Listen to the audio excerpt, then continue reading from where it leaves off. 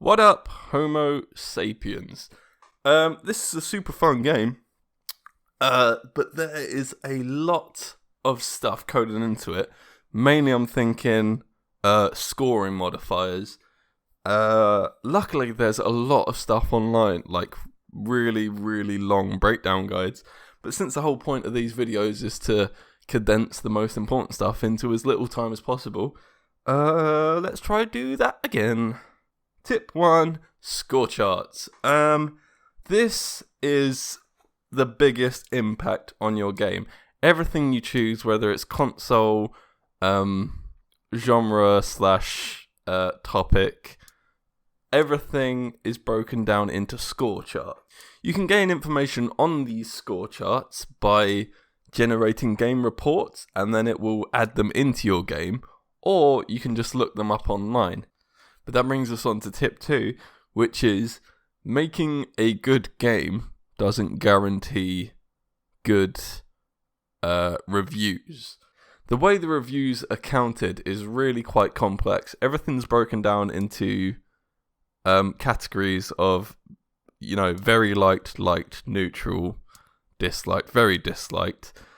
This goes across multiple things like genre, topic, audience, all these things. But then on top of that, there is design and technology, where you have to get the balance right depending on the genre you're going for. And then on top of that, you can do all of this really well and still get a not great result, because what the review comes down to at the end is it's comparing your most recent game to your previous game. So if your previous game was amazing, and this time you just, if your last game was a solid 10 out of 10 and your new game is just 1 or 2 bits not perfect, or you didn't quite get the technology to design ratio spot on, your game could get not a very good review.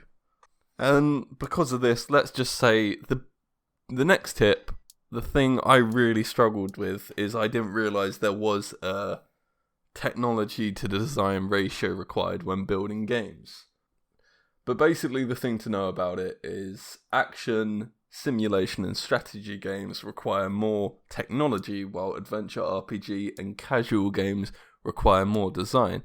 Once again, I'll link the graphs to this game in the description below, and it really breaks down the whole scoring system like in exact math, so you can really look into it and decide how deep you want to go into it.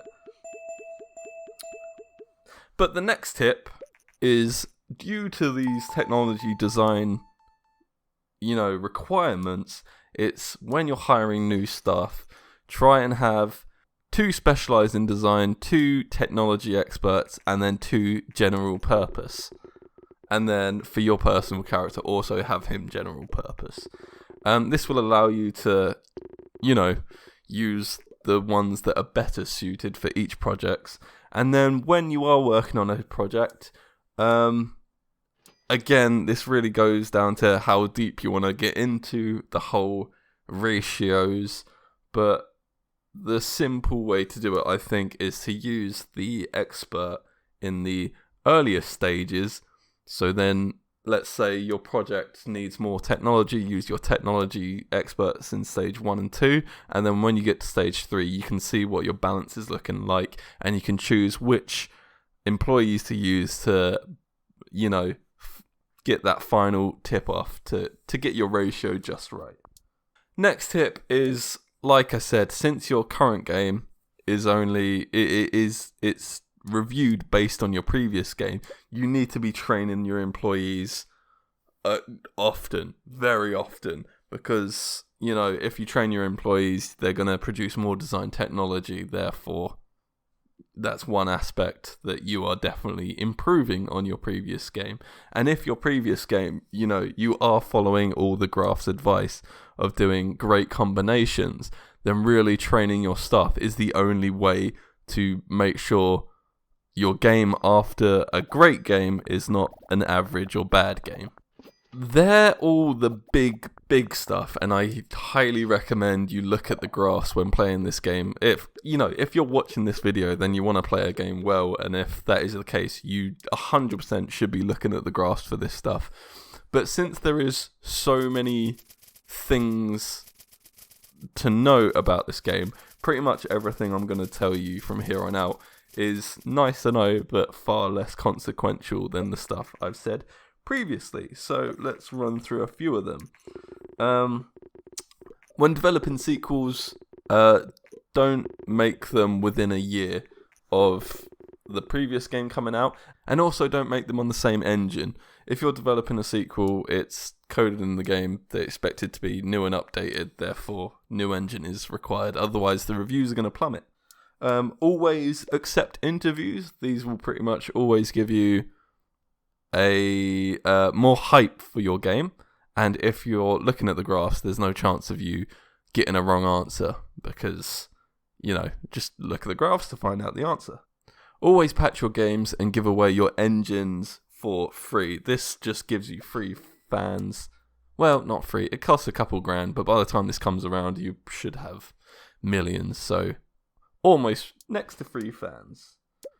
Once you're rich, say a couple 100 million, build a console, invest in it heavily, and this will just keep making you very good money for years to come. Also, the more design experts you have, the cheaper it will be to run your design labs, which are very handy until you've researched everything you can do in there. And then the same goes for technology experts. They will make the cost of developing consoles and hardware cheaper.